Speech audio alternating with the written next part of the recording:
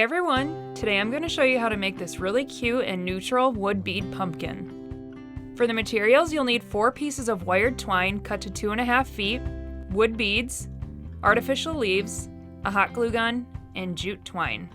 First, find the middle of 2 of the twine pieces. Then twist the middles into an X. Do the same with the other 2 pieces. Then twist all of the pieces together in the middle. After that, thread the beads onto each of the arms of the twine. I ended up putting 15 on each of them. Then twist together the remaining pieces of twine.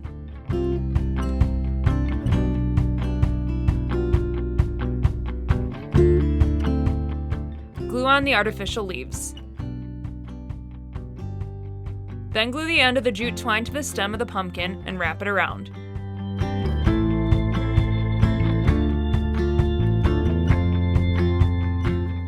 Cut off the excess wired twine.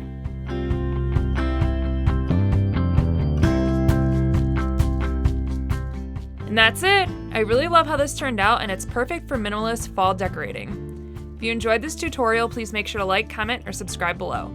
Thanks for watching! Thank you for watching, and don't forget to subscribe.